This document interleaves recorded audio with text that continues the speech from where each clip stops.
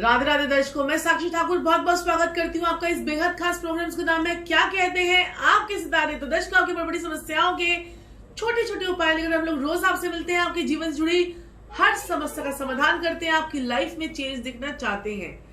आज हम बात करेंगे करवा चौथ की, जो कार्तिक मास की चतुर्थी पे चौथ माता की जो पूजा होती है उसे करवा चौथ का व्रत कहते हैं। जो सभी सुहागने जो है अपने पति की लंबी उम्र के लिए और उसके अच्छे स्वास्थ्य के लिए जो सभी सुहागने जो है व्रत करती हैं, तो आज मैं उन सभी के लिए जो है कुछ टिप्स आप लोगों को देना चाहती हूँ कि जो आपको जो है ऐसा कार्य जो है करवा चौथ वाले दिन बिल्कुल नहीं करना चाहिए। वो कौन से ऐसे कार्य हैं जिनको करने से हमारे जो हमें फल मिलना होता है व्रत का, वो हमें पूर्ण रूप से नहीं मिल पाता है। जैसे कि पहले तो मैं आपको बताना चाहती हूँ कि सबसे पहले तो जो ये जो व्रत है ये महिलाओं का होता है, और महिलाएं जो है आज के दिन अपने पति की लंबी उम्र के लिए व्रत रखती हैं, मंगल कामना करती हैं, ईश्वर से माता रानी से प्रार्थना करती है कि उनके पति की जो है वो लंबी उम्र हो और वो जन्मों जन्मों तक उनका साथ देता रहे। और इस प्रकार की मनोकामना करते हुए जो लेडीज हैं वो अपने हाथों पर मेहंदी लगाती हैं, चूड़ियां पहनती है और नए नए कपड़े खरीदती हैं, और इस प्रकार से जो है ये इस व्रत का वो पूरे साल बेसब्री से इंतजार करती हैं।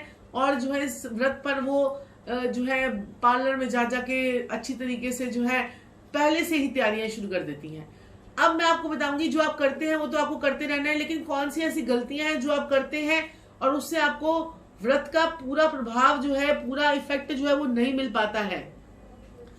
सबसे पहले तो आपने जो है जब भी आप करवा चौथ का व्रत करती हैं तो उसमें जैसे हम दोपहर को कोई और कपड़े पहन लेते हैं, शाम को पूजा के वक्त कोई और कपड़े पहनते हैं, तो जब आप दोपहर को कोई और कपड़े पहनते हो, सुबह कोई और कपड़े पहनते हो, तो उस टाइम पर आपको काले नीले जो है कपड़ों को अवॉइड करना चाहिए। ये कपड़े आपको नहीं पहनने चाहिए। कम से कम आज पूजा के समय में नीले और काले रंग के कपड़े जो है वो नहीं पहनने चाहिए, क्योंकि ये राहु और शनि के कपड़े होते हैं।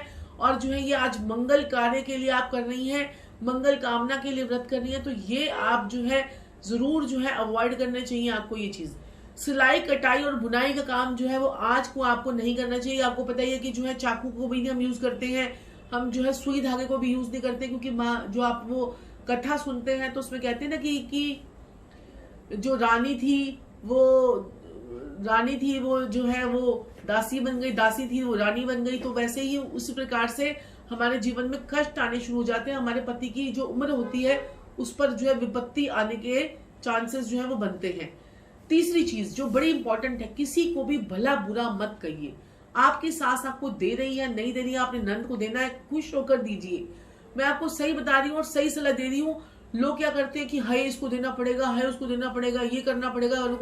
अरे पूरे साल में एक बार ही तो हम देते हैं, उसको अच्छे से अपनी नंद को दीजिए, अपनी सास को दीजिए। सास जो है वो भी खुश होकर जितना मर्जी वो आपके बेटे के लिए जो है, आपकी बहू जो आपके बेटे की लंबी उम्र की कामना कर रही है, तो उसको भी अच्छे मन से जो है वो करिए कि आपके वंश की वृद्धि उस बहू ने करनी है। तो उसे भी अपना प्यारा बच्चा, अपनी बेटी समझकर जो है वो आशीर्वाद दें। आप जो है मुंह से मुंह टेढ़ा वेढ़ा कर जो है आशीर्वाद देते हैं, मन से आशीर्वाद नहीं देते हैं, तो ऐसा मत कीजिए। इसका इफेक्ट आपके ऊपर भी आता है, आपके कुल पर भी आता है, आपकी बहू के ऊपर भी आता है। और बहुएं भी जो है अपनी सास को, ये नहीं कि एक ही दिन में आप उनके पैर छू के आशीर्वाद ले रहे हैं, हमेशा उनके पैर छूकर बड़ों के आशीर्वाद लेते रहेंगे, तो पति की वैसी ही उम्र जो है वो लंबी हो जाती है।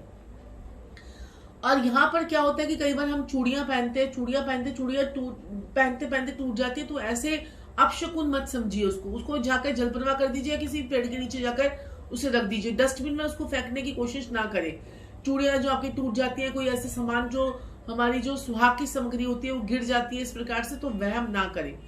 दूसरा आपने क्या करना है कि आपने जो एक और उपाय आपको जो मैं एक और परहेज जो आपको दे रही हूँ कि वो मैं आपको बताना चाहती हूँ कि जैसे कि क्या होता है कि ये दिवाली के दिन जब आने लग जाते हैं तो लोग जो है हमारे ऊपर टूने टोट के तंत्र मंत्र करना शुरू कर देते हैं, मतलब नुकसान पहुंचाना शुरू करते हैं लोग। तो वो भी ऐसे जब भगवान है तो शैतान भी है, शैतान के पास भी लोग जाते हैं और अपने अपने कार्य सिद्धि करवाते हैं, तंत्र मंत्र से कार्य सिद्धि करवाते हैं कि मेरा भला नहीं हो रहा तो उसका भी भला ना हो। तो कोशिश कीजिए, क्या कहते हैं कि आज के दिन ना कोई आपसे अगर कपड़े मांगता है, आपके कपड़े मांगता है, तो कपड़े मत दे अपने घर से। अगर आपके घर में से कोई सफेद चीज मांगने आ जाए तो सफेद चीज ना दे। कोई खीर आपको देने आ जाए, कोई प्रसाद आपको देने आ जाए तो इस दिन पे आपको प्रसाद देना और लेना दोनों अवॉइड करने हैं। आपको अपने कपड़े देने और लेने बिल्कुल अवॉइड करने हैं। किसी का कोई भी, अब ये नहीं कि तेरा क्लिप बहुत अच्छा है यार मैं लगा लेती हूँ, तो आपको ऐसे नहीं लगाना है। आपके सुहाग की, चाहे आपकी 2 बिंदी ही क्यों ना, आपने सुहाग की छोटी मोटी चीज जो है चाहे आप लगाइए, लेकिन जो है किसी से मांग के मत लगाइए, किसी का क्लचर मत लगाइए, किसी से मांग के मत लगाइए। तो ऐसे कार्य जो है आपको नहीं करने चाहिए। ये जो दिन है और ये जो व्रत है बड़ा ही पावन व्रत है। हमारे हिंदू धर्म में जो है इस पावन व्रत की महिमा जो है अपरंपार है। और ये व्रत जो है सारी सुहागनें जो है रखती है।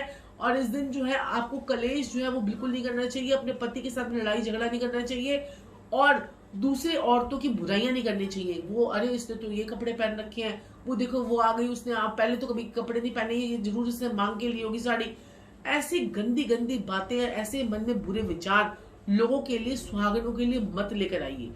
जब आप ये सारी चीजें करना शुरू कर देंगे तो आप देखेंगे कि आपके कितने अच्छे तरीके से जो है आपका व्रत जो है, शांत मन से, सच्चे मन से। पति को भी तंग मत कीजिए, उसको बार बार ताने मत मारिए कि मैंने तुम्हारे लिए व्रत रख रखा है, मैंने तुम्हारे लिए व्रत रख रखा है।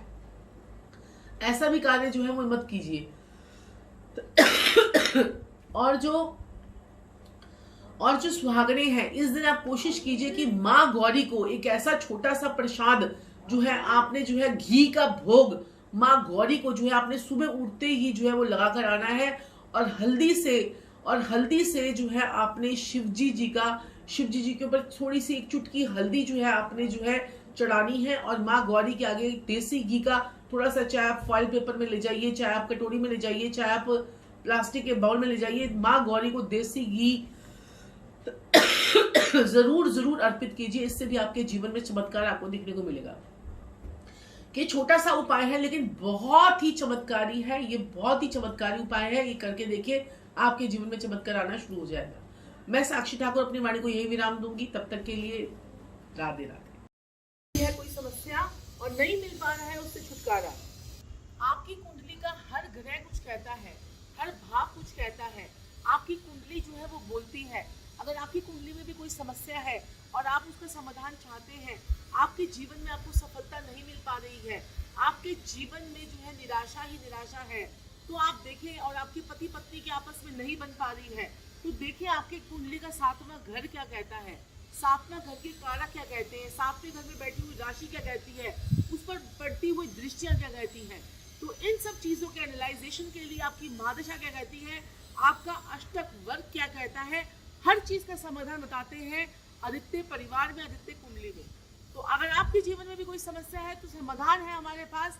तो आइए अपनी कुंडली का विश्लेषण करवाइए, अपने जीवन से जुड़ी हर समस्या का समाधान आप हमसे पा सकते हैं अपने इस बेहद खास प्रोग्राम क्या कहते हैं आपके सितारे में। अगर आप भी अपनी कुंडली को करवाना चाहते हैं जागृत और शुभ ग्रहों की करवाना चाहती हैं प्लेसमेंट, और खराब ग्रहों को जो है आपको, खराब ग्रह आपके जीवन में आपको नेगेटिव इफेक्ट ना दे पाए, तो आज ही अपनी कुंडली की विवेचना करवाएं, अपनी कुंडली को जागृत करवाएं और अपने ग्रहों की प्लेसमेंट करवाकर अपने जीवन में सुख समृद्धि और खुशहाली पाएं।